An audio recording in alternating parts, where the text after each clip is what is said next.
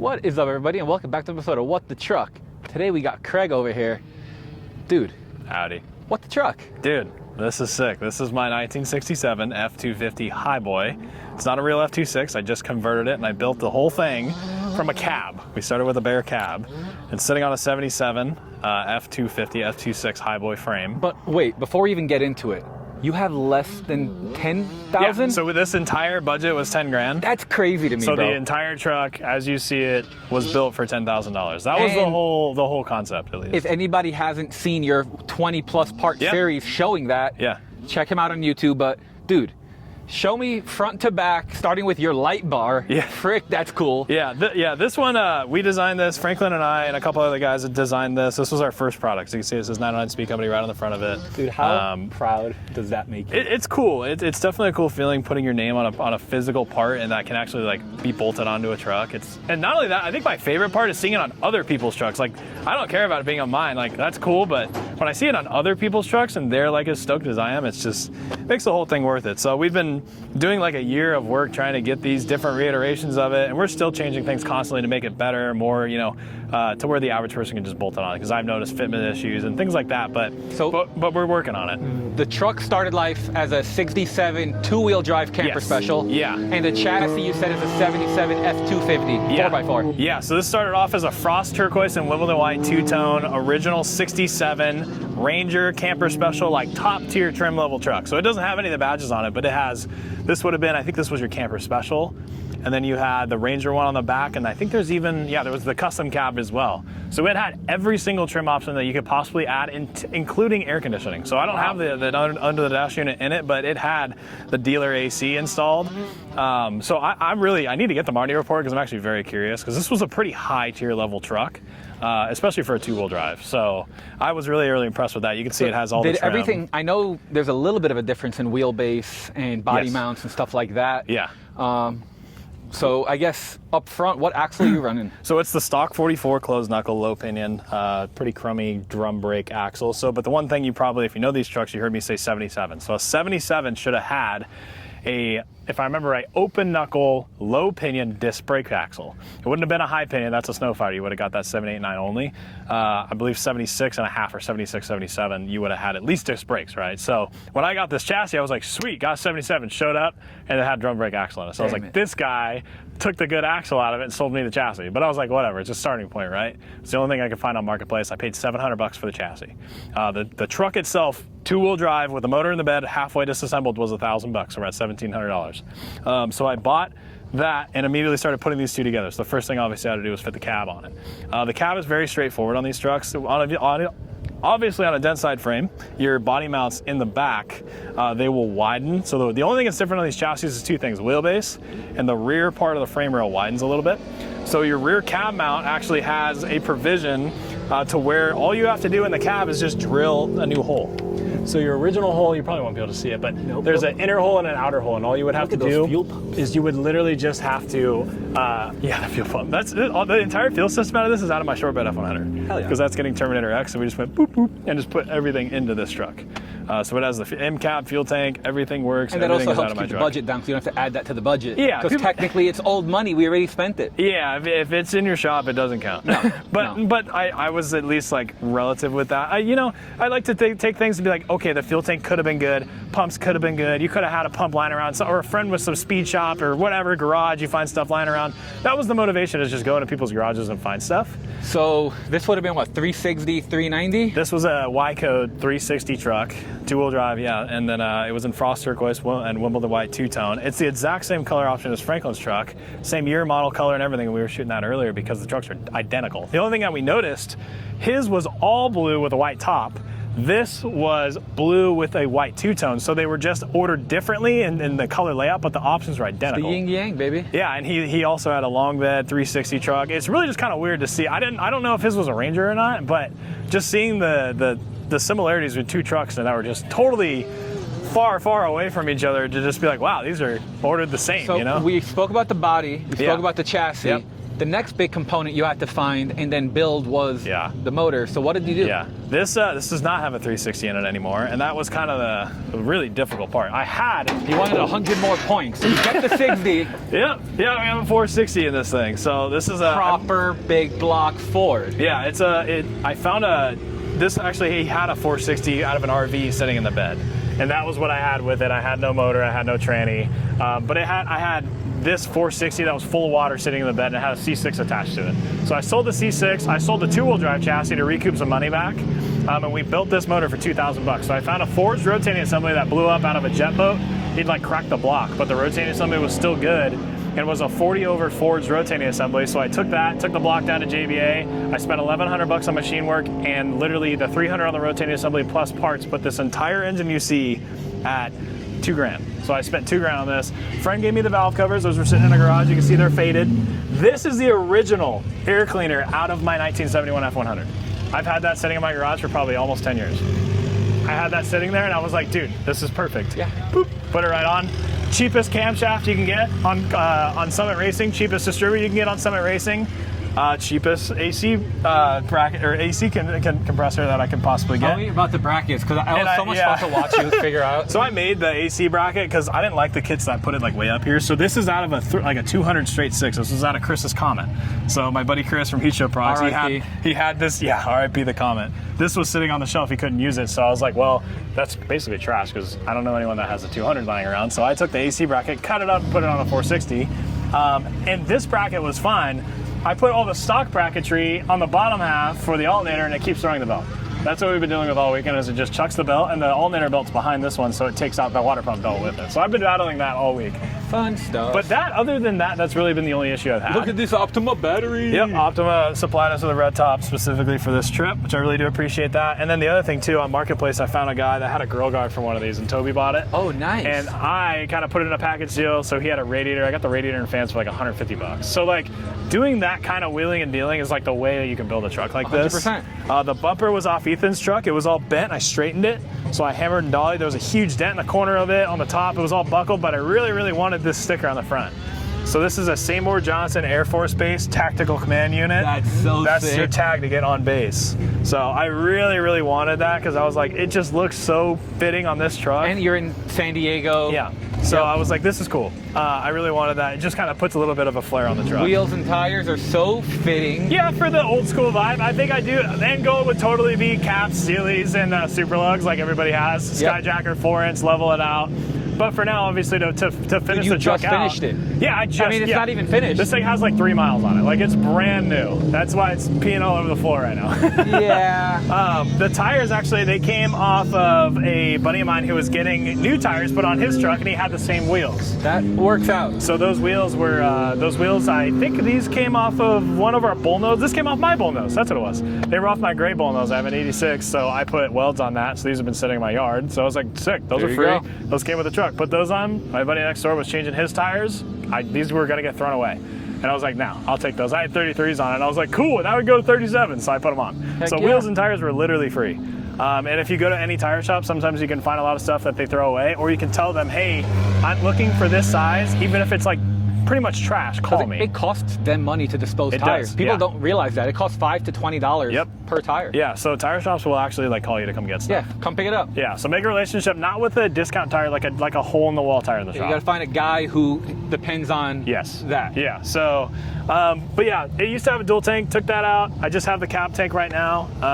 And then, like I said, I like the 67 doesn't have the body marker light, so I wanted that. And it does have a lot of the rare trim pieces that are on it, but it does also have its original license plate, which I was super stoked about. Original? Yes, this was sold in La Mesa, which is in San Diego, at Drew Ford. No. I don't know if it's still a Drew Ford. It might be. I think it's an Aaron now. Okay, I mean, but it's the same. But it is the same dealer. It's the original black plate to this truck. I just polished it out real quick, and I took the title to get it registered, and she was like, I was waiting. I was like, am I going to get my new plate? She was like, oh, it's registered to the plate that's on it. And I looked at the letter and I was like, no way. And I went back, I like ran back to my shop. I drove as fast as I could, found the plate, and I was like, they match. I was like, no way. It actually has the original block plates. That's sick. It's the first truck I've ever been able for California to re-register it and keep the original plates, because they always want to give you a new one. And I was like, dude, this is so cool. So you got the reverse lean going right now. Yeah, so from this angle, it looks way more extreme than this thing, the other thing we kind of reverse squat. Yeah, a little bit. So one thing we also grazed over, this has a ZF5 and a married 1345 T case grafted into it. So that was the hardest thing. So putting a 460 in these things, you can if you're not going to run a ZF5. However, I think L&L makes really good motor mounts for these.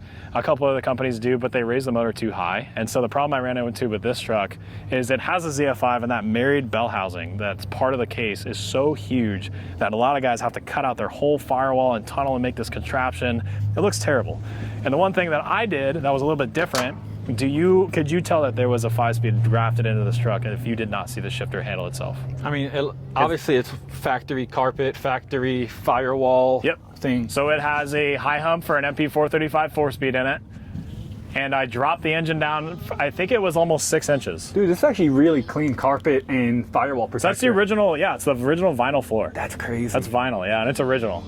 And so I took it out. I tried really, really hard not to obviously crack it and break it.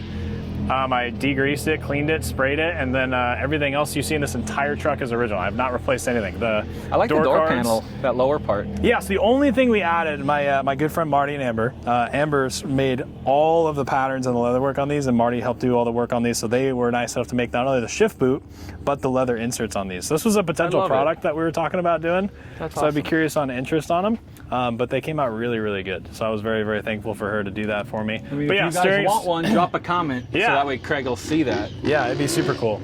But yeah, steering wheel's all original, horn rings original.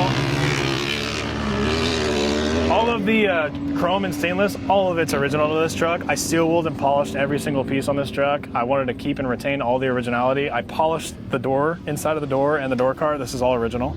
That's why I was like, dude, I gotta have this truck. So the funny thing is, if you come to the back, this is the original color, obviously the frost turquoise, but it looks like kind of dull. So we, just for fun, we did a little spot to paint correct it, and it had a really crappy repaint, probably in the 90s, and that's the original color underneath. So this entire truck with about 3 days of work, which Marty and I are literally gonna pull the bed off and do the whole thing, because we're really good at paint correcting these, this will turn to ice white, and this will go to that pretty blue again, and so it'll what have... you're saying is that they have to go subscribe so They've that got way to they can watch see when you do that. It's gonna be the wildest transformation, because we're gonna comment wash the hood, we're gonna do the... I'm gonna really show you how to take a vehicle that's been sitting now on the that we're weeds. already talking about the next plans for it, tell me all of the dreams for it, because you're barely there yet. Like this, we're filming a What the Truck, but it's really not there yet. This is our V1. Yes. Our V1 is officially done. This is kind of, I mean, we added the light bar and a couple little, like the battery and some things to kind of just get it here. But I drove it out of my shop for that $10,000 number in mind. But going from here, we want to make it drivable. I have an AC compressor in it. I'd like to put a vintage air in it, or some sort of an AC to bring, obviously, a little bit of comfort into the cab. I like the carburetor. It runs good. I don't really know if I care to put EFI on this truck. It runs really good with the carburetor. I think I'm just going to leave it. I think it goes with the theme. Yeah, I want to be able to like drive this thing, camp in it, use it. I towed it out here, but I don't ever want this truck to see a trailer again. Are you going to put a super cooler radiator maybe? Yeah, it needs a way bigger. Look at how tiny this thing is. That's what I'm saying. This thing's like, if you found an original for a big block, that is way too small. Yeah. So that was the problem. You could definitely find like an original one, like the camper, my big bump camper. Yep. That thing. They're if huge. you find one of those, you'll be good. Yeah, those. I want to put a snow fighter in it, a disc brake front axle. I thought about doing radius arm and coilovers and kind of making it like a sleeper, but I just think it's too much. I just think it's a little bit too much. So we'll probably just do very proper 4-inch skyjacker up front to keep the, level it out, have it sit nice and tall. I want super looks, white Sealies with poverty caps, like the whole proper highboy look was what I was going for, right? It would be nice to throw a grill guard on it. I don't know if it'll fit with my bar though. I might make one. I don't know. I might play around with it. I want to put a CB whip on it, put a CB in it, like bug guard, if you were to think of the perfect highboy, what would it be? That's kind of what I'm trying to build. But the 460 and the 5-speed just made it drivable. Cab lights. Yeah, so a little bit of everything. Yeah. But yeah, having the married T case and the ZF5 makes this thing, it drives like an OBS. And it has a benchwork steering kit. We regressed over that. So this has a full benchwork steering kit conversion in it. So these trucks normally have a manual box that goes to a power assist ram, and they have all these lines that go down by the drag link. They're terrible. They're super dangerous too. So we ditched that and went with their full replacement power box, and it's a full bolt-in system. And it just goes boop, boop, right to the Saginaw pump, runs the Borgesson link right off the column. It's super, super simple, and it literally takes just you can use one finger on the steering wheel and it works perfectly. So, but yeah, Other than that, this thing drives pretty much fantastic. That hood shut way too nice. Yeah, all the doors. Check this out. That's the nice thing. That was like one of my favorite parts was this. Show off. It just drops. Like, look at that. Yeah, I'd go even slower. Versus like my F100, you could like throw it like a softball and it still won't shut. Yeah. So, but yeah, this is the V1 of this truck. I'm excited to see where it goes. You guys can check out the channel if you want to see it go a little bit further. We're gonna wheel it. We're She's gonna a little use it. warm. Yeah, it's cooled off now. Okay. Do you think we should go take it easy, but just go maybe see how the trails go, or nah? Yeah, we can. It doesn't have an alternator belt, so I don't know if it'll start. We could try it though. All right. But yeah, we could go cruise around a little bit, maybe on the road here. It doesn't also, I forgot to put the front shocks in it. I realized that today. I was like, that's why it's so bouncy. There's no front shocks. Yeah. So that didn't get put into the budget or put on the truck. Yeah, well, so it's a little bouncy. Yeah, coming soon. Yes, exactly. But yeah. I guess let's try to go somewhere. Yeah.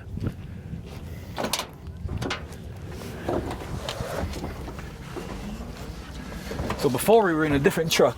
Yeah. With a fancy starting sequence.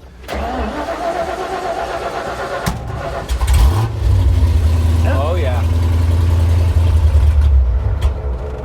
I don't know what happened. That was weird.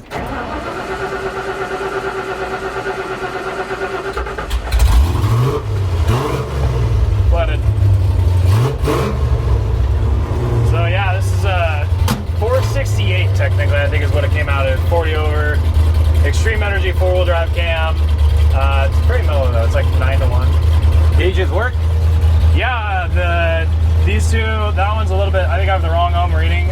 This we need to get the speedo cable, that works, that does not work. Look, temp works. Half of them work, yeah. Yeah, as long as temp works. Yeah, I've been staring at it all week. But yeah, look at the steering kit. It's ridiculous. These are 37s. And it's like I could just throw it. It's ridiculous. I've never been in a highway you can do that. Here, we'll just go on the flat part right now. I can get over there. You see how bumpy it is? It's definitely a... She's a cruiser. Yeah, something like that.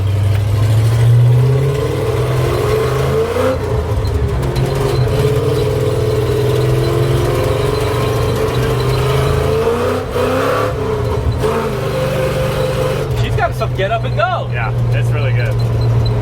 Yeah, we were running the numbers. I think it makes like low 400 or like high 300s in horsepower, and I think it makes just shy of 500 foot-pounds because a friend of mine has the exact same setup with a couple differences, and it's dynoed at those numbers. So we were like, okay.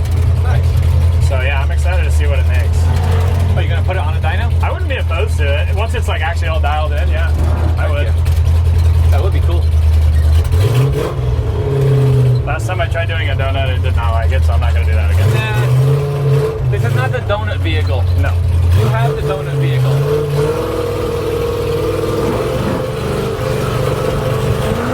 Oh shit.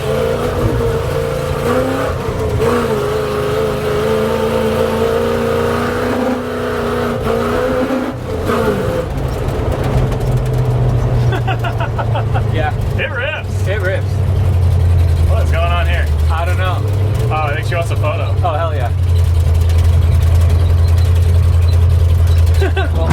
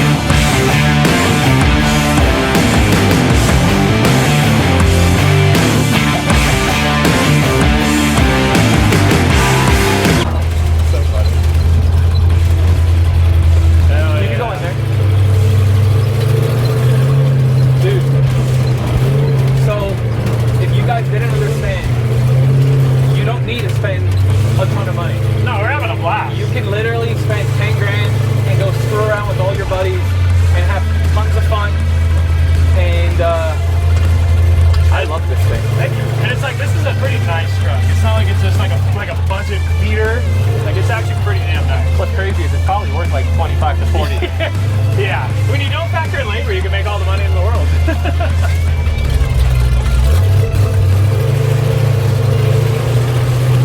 Alright.